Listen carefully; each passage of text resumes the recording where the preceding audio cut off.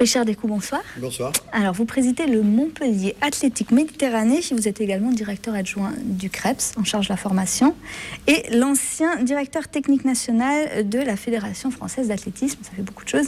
Voilà, dans une autre vie. Voilà. Aujourd'hui, vous êtes surtout là pour nous parler du marathon de Montpellier, dont vous êtes l'initiateur. Voilà, si on peut dire, on a voulu associer la naissance d'un grand club d'athlétisme à Montpellier avec une grande épreuve mythique, qui est le marathon.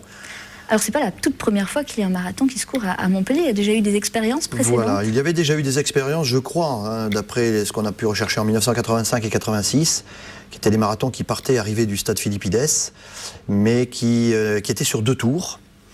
C'est-à-dire 2 tours 2 tours, donc de 21 km, alors que nous allons faire une seule grande boucle qui va rester dans les limites de Montpellier. Alors, cette grande boucle, parlons-en, elle démarre où? Elle arrive où? Comment vous avez créer ce parcours? On va tout de suite voir ce parcours le parcours part de la Comédie et va revenir à la Comédie.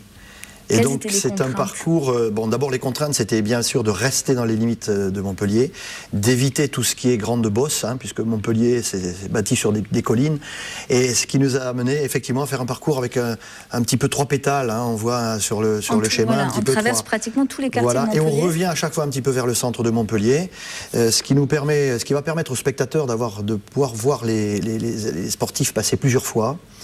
Et puis, l'autre contrainte, ça a été bien évidemment tous les travaux que tous les Montpelliérains connaissent en ville. On a fait plus de 500 km de parcours avant de trouver les 42 qu'il nous fallait.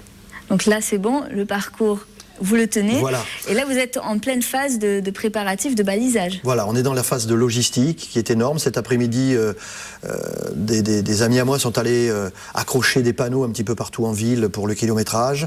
Et puis à partir de demain, ça va être toute la mise en place du parcours. Il y a 1250 balicones qui nous ont été prêtés par les autoroutes du sud de la France, plus 400 barrières. Enfin bon, vous n'êtes pas tout seul pour faire ça? Non, quand même. Vous savez, c'est un travail d'équipe, et bien évidemment. Donc c'est pour ça qu'il faut une grosse structure, il faut un grand club pour pouvoir le faire. Et puis, ce qui me fait très plaisir, c'est qu'on a eu l'adhésion de beaucoup de bénévoles à Montpellier qui nous ont spontanément, qui sont inscrits sur le site et qui nous ont dit, nous on veut venir vous aider, on veut faire signe à l'heure, on veut être sur les points de ravitaillement. Ce qui fait qu'on a à peu près 700 personnes qui vont être sur le parcours à partir de 7h du matin dimanche. Voilà, et nous on y sera à partir de 3h du matin pour tout boucler. Alors 700 personnes, ça c'est tout l'encadrement, toute l'organisation.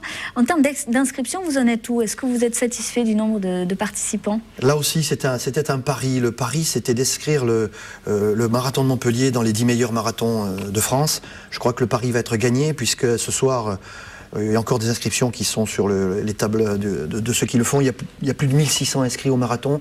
C'est un bon chiffre. C'est un bon chiffre. Par rapport aux autres marathons de France. Ça va nous situer entre la 5e et la 7e ou 8e position, à peu près. Et sur le macadam de Montpellier, il y aura à peu près 2500 à 2600, puisque on a à peu près 700 à 800 personnes qui vont faire le relais. Alors justement, un marathon, c'est 42,195 voilà, c'est très précis, kilomètres, hein. C'est très précis. Voilà.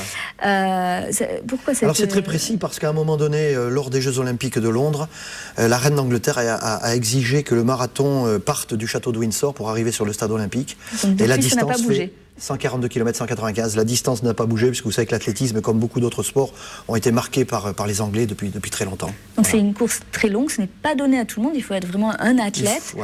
Il faut être très bien préparé pour le faire. Et là, vous l'avez dit, pour ceux qui sont un peu moins aguerris, vous avez mis en place un relais. Comment ça va se passer concrètement? Alors c'est vrai que beaucoup de gens peuvent courir 10, 15, 20 km, mais 42 c'est déjà une préparation. Et donc on a souhaité que des gens puissent bénéficier de l'ambiance du marathon, c'est-à-dire dire je ne vais pas faire les 42 km, je vais peut-être en faire que 8, puisque le relais ça peut être entre 5 et 8, mais au moins je vais courir au milieu des marathoniens, dans la même organisation qu'eux, bénéficier du public qui va les encourager tout au long et faire exactement le même parcours que les marathoniens. Et ça a beaucoup plu. Parler d'ambiance, il y a vraiment le côté festif qui est important aussi. Hein. Voilà, quand on a monté ce marathon avec la ville de Montpellier et Madame Mandrou, on a souhaité que la devise soit le marathon de Montpellier, la fête. J'imagine que vous travaillez déjà sur l'édition suivante. Absolument. On est déjà sur l'édition suivante, déjà parce que on commence à noter les petits points qui ne vont pas, déjà en premier, et puis on fera un gros débriefing la semaine prochaine. On a des gros problèmes de logistique, parce qu'il y a des gros problèmes de transport à mettre.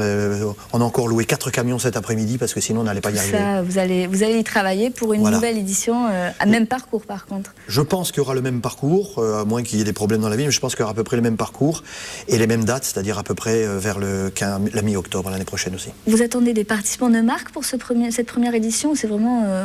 Alors, je pense qu'il y en aura, puisque ce sont des marathons qui sont inscrits dans les calendriers, donc les gens aiment ça. Mais nous avons choisi d'en faire un marathon de masse, un marathon très convivial, et c'est la raison pour laquelle nous n'avons invité personne. Et vous allez le courir ? Non, je ne vais pas le courir. D'abord, je ne peux pas être à 2 endroits à la fois. Et puis, je n'ai jamais couru de marathon. J'ai fait des 20 km et je n'ai jamais eu l'occasion de monter sur marathon. Ce n'est pas votre spécialité. Absolument pas.